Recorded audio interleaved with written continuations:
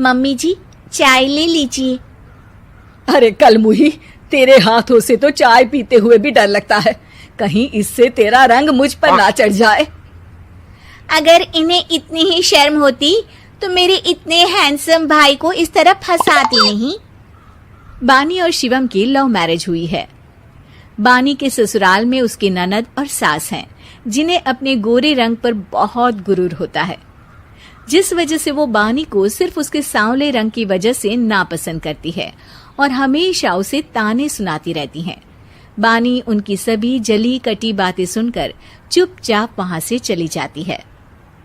तुम माँ और छोटी को कुछ बोलती क्यों नहीं? मम्मी जी बड़ी हैं, हर छुटकी ना समझ, इस तरह उन्हें उल्टा जवाब देना सही नहीं।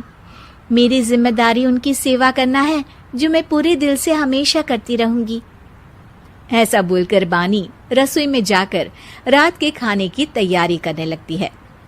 रात को खाना खाते हुए बानी की सास उसे कहती है, कल मैंने अपनी फ्रेंड्स के साथ किटी पार्टी रखी है, समय से सारा खाना बना देना और अपना मनहूस चेहरा लेकर ज्यादा उनके सामने मत आना, समझी?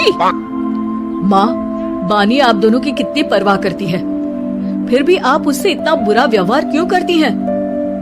अरे एक तो लव मैरिज करके इस कलमुही को हमारे सर पर लाकर बिठा दिया और अब हम इसे कुछ बोल भी नहीं सकते क्या? भैया तो इनकी तरफदारी करेंगे ही, आखिर इन्होंने पूरी तरह उन्हें अपने वश में जो किया है। जिसे जो करना है करे, बस कल मेरा सारा काम समय पर हो जाना चाहिए। इस पर सब खाना खाकर सोने चले जाते हैं और अगले दिन बानी जल्दी उठकर सास की किटी पार्टी के लिए तैयारियां शुरू कर देती है, जिस पर पार्टी शुरू होने के बाद सास की सहेलियां कहती हैं, अरे वाह री, तेरी बहू ने तो बड़े स्वादिष्ट समोसे बनाए हैं। हाँ भाई, रंग कैसा भी हो, खाना बनाने में बिल्कुल अन्नपूर्णा है। अरे इसकी भी क्या बात करनी, मेरी बेटी से मिलो, इसकी सुंदरता के आगे तो उर्वशी रंभा भी फेल है। उर्वशी रंभा को तो फेल कर देगी, पर क्या अन्नपूर्णा बन पाएगी? अरे इसे काम करने की क्या जरूरत, उसके लिए बानी है तो, और मैं तो इसकी शादी भी किसी नौकर चाकर वाले घर में ही करूंगी। बानी वापस रसोई में चली जाती है और किटी पार्टी चलती रहती है। उसी रात को बानी की सास गुस्से में चिल्लाते हुए अपने कमरे से बाहर निकल कर आती है। हाय रे, चोरी हो गई मेरे पैसे, पक्का इस कलमुही की वजह से हुआ है ये सब। अरे क्या हुआ माँ, कौन सा आसमान टूट गया? अरे आसमान तो उसी दिन टूट गया था जब तू इस कलमुही से शादी करके इसे घर में ले आया था। खुद तो आई ही, अपने साथ साथ मनहूसियत का काला साया भी मेरे घर ले आई। अरे हुआ क्या माँ? अरे मेरी तिजोरी में रखे पैसे कहीं गायब हो गए, सुबह ही देखा, अरे यहीं रखे थे। क्या आप मुझ पर चोरी का इल्जाम लगा रही हैं? अरे काली बिल्ली पर भी क्या कोई मनहूसियत का इल्जाम लगाता है? ऐसा बोलकर बानी की सास वहां से चली जाती है, जिसके बाद शिवम और बानी बात करने लगते हैं। देखो, मम्मी की बात का बुरा मत मानना, वो बस परेशान है ना, इसलिए कुछ भी बोल गई। वो परेशान नहीं, मुझसे नफरत की वजह से ऐसा बोलकर गई है। उन्हें मैं हमेशा एक आंख नहीं सुहाती। देखो बानी, अगर तुम चाहो तो हम दूसरा घर लेकर वहाँ शिफ्ट कर सकते हैं। आखिर तुमसे प्यार करके तुम्हें अपनी जिम्मेदारी पर इस घर में लेकर आया हूँ, इस तरह टॉर्चर नहीं होने दे सकता।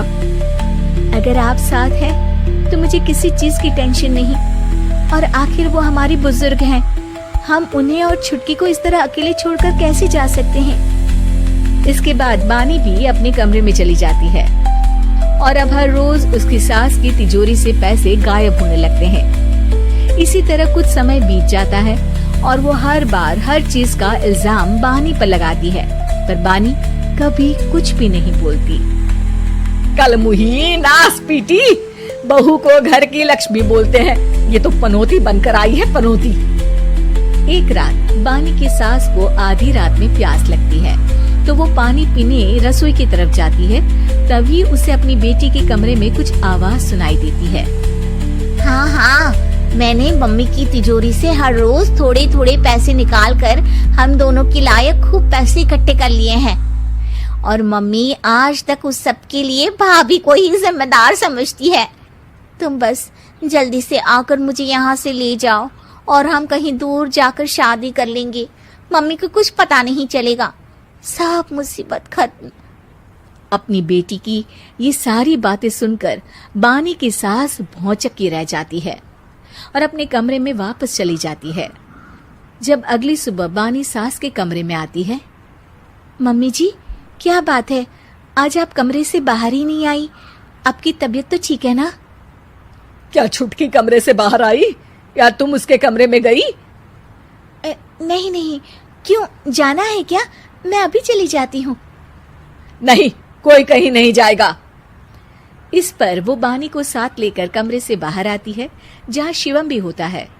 वहां उसकी सास बोलती है, छुटकी मेरी तिजोरी के सारे पैसे लेकर अपनी माँ के बारे में कोई ख्याल करे बिना किसी लड़के के साथ घर छोड़कर चली गई। और बहू, तुमने मुझ जैसी सास की सेवा करने के लिए अपने ही पति के साथ दूसरे घर जाने से मना कर दिया। मैंने हमेशा तुम्हारा रंग देखा अच्छा ही नहीं, जो मेरी सबसे बड़ी गलती है।